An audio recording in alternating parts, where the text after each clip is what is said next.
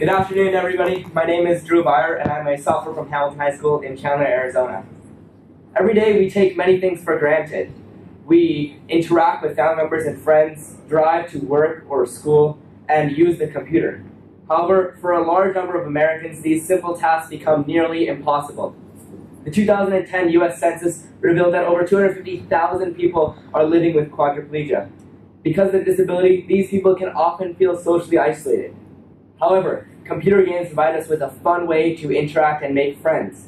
So if a technology was developed which worked with the limitations of a quadriplegic and allowed them to use the computer, then we may start to tackle this issue of social isolation. And this was the motivation for my project.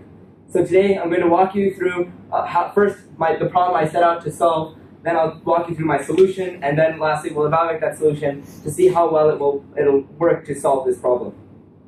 So once again, my problem statement is that quadriplegics cannot use their arms and hence cannot use the computer to play games. So my goal is to build a device which can execute keyboard and mouse commands to allow them to do that.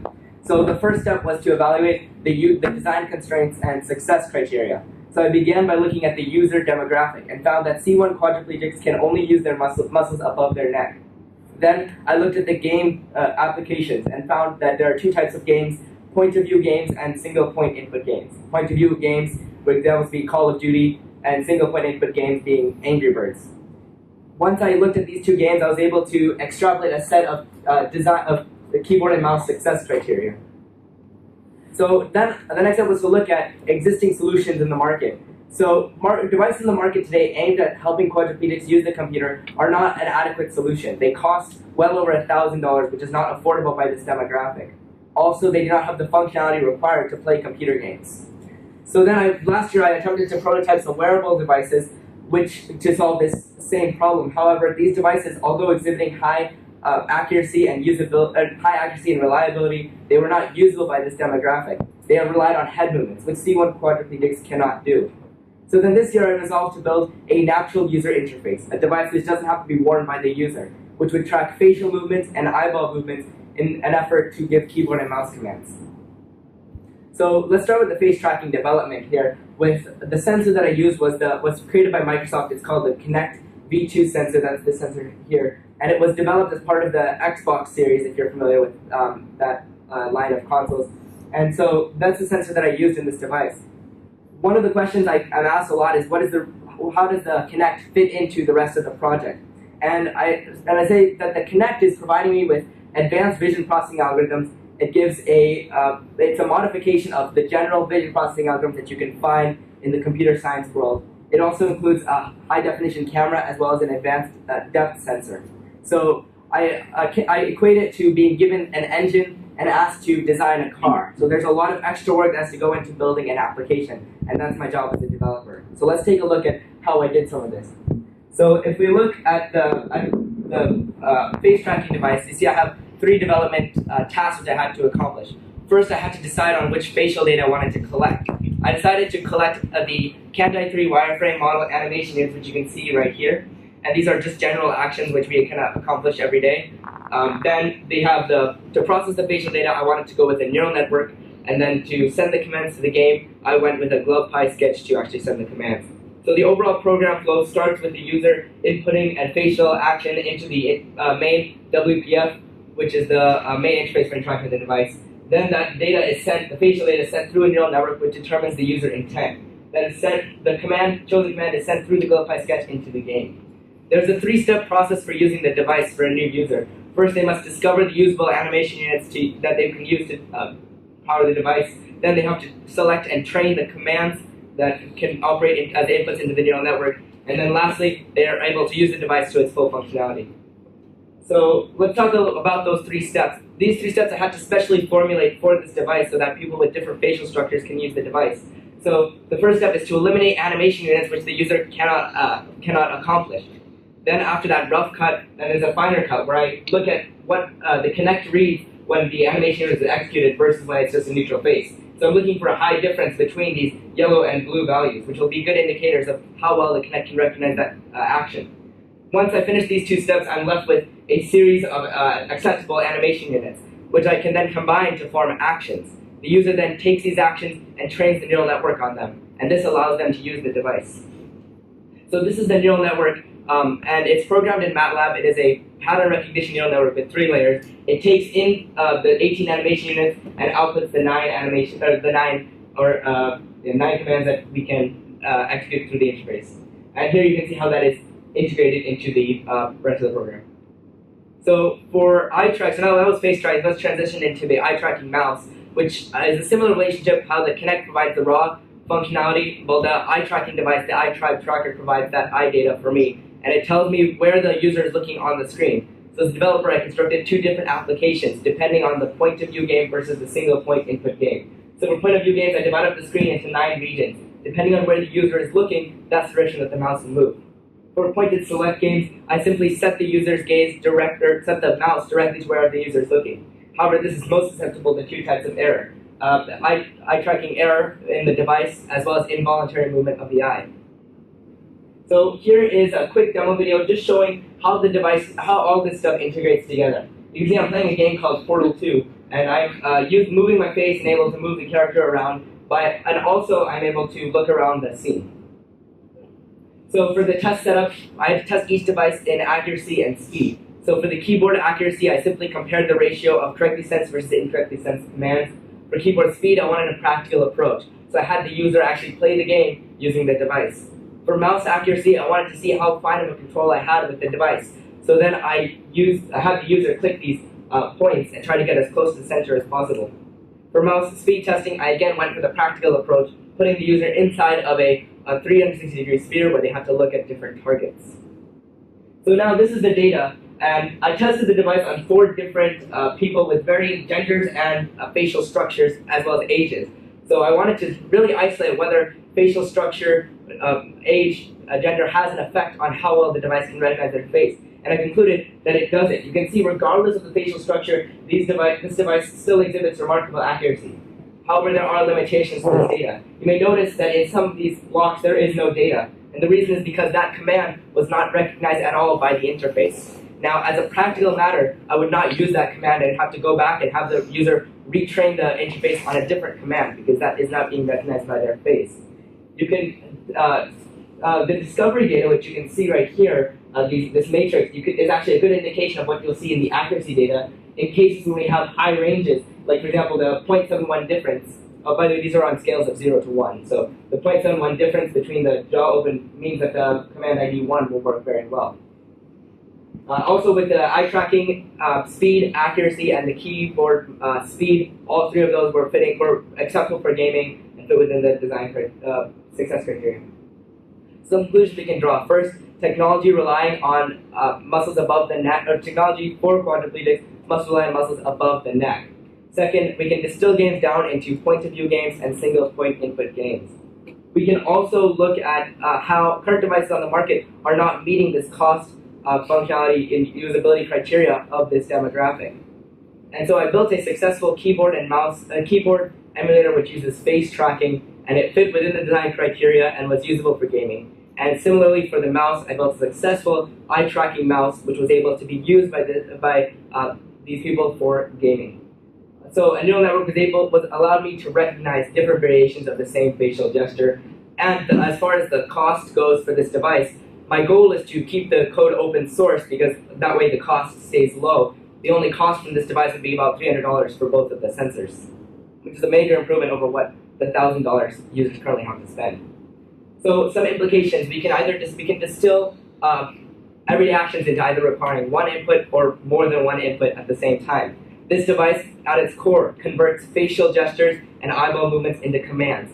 So any action which requires more than one command at any given time can be done theoretically through this device.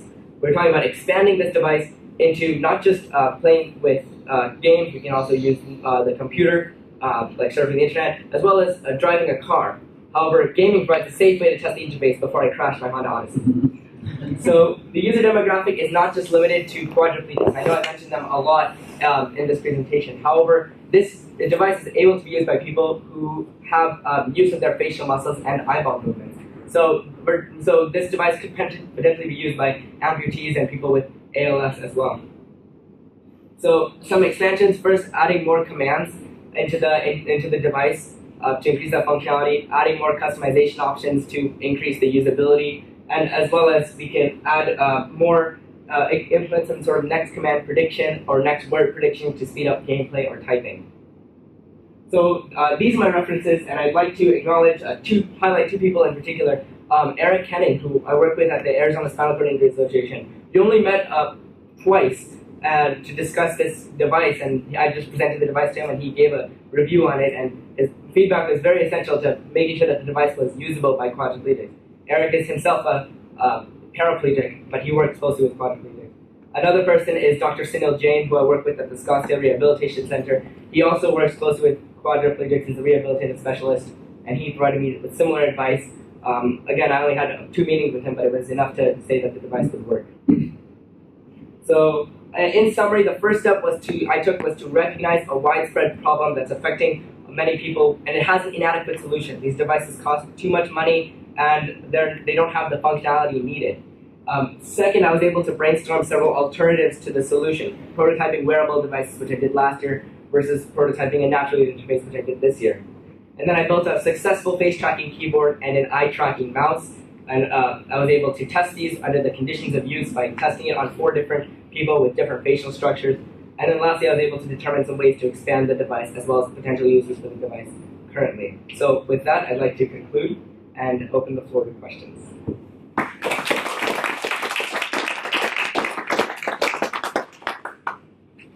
Questions from the judges, please? Can you explain a little bit more about how you went from the sensing the facial device to getting it into whatever the game, so it thinks it's a keyboard command versus coming from somewhere else? How did you circuit that into it?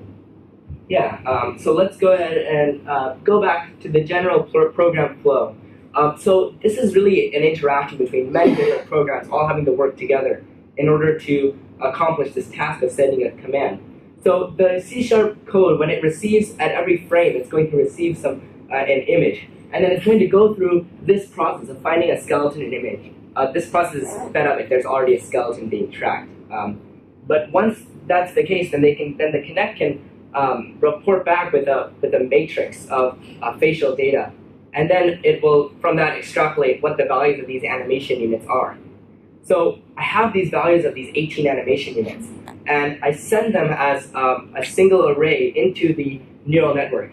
And so the neural network has a system of weights and balances, which it then feeds all of this data through, and then from that it outputs which of these 9 commands, which of the 9 commands that you saw, which is the most effective, highest likely the one that's being selected.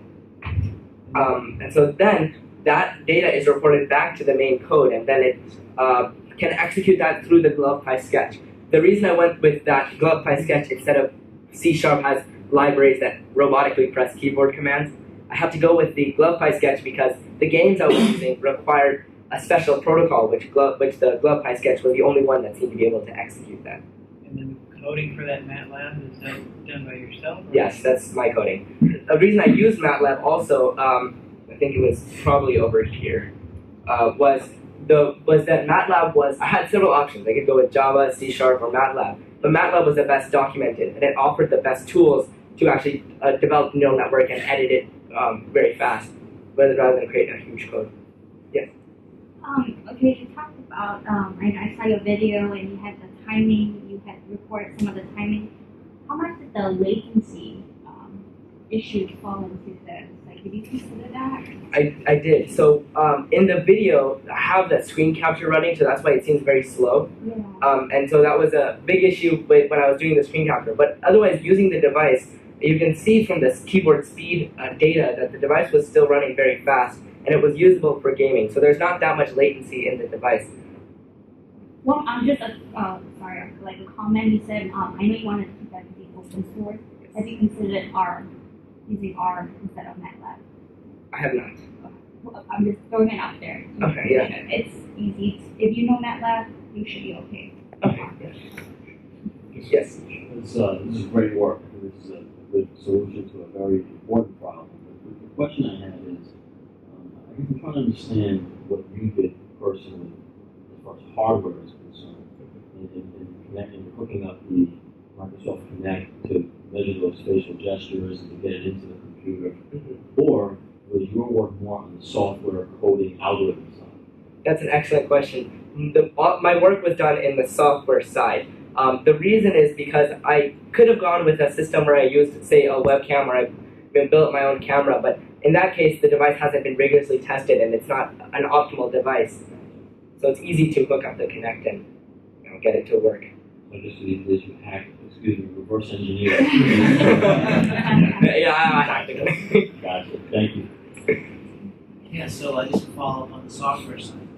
So part of the issue is making a rapid, a rapid and accurate response to what the user wants in the game. Like, in the game, it's okay if you make a mistake, but the car is much harder, right? Yes.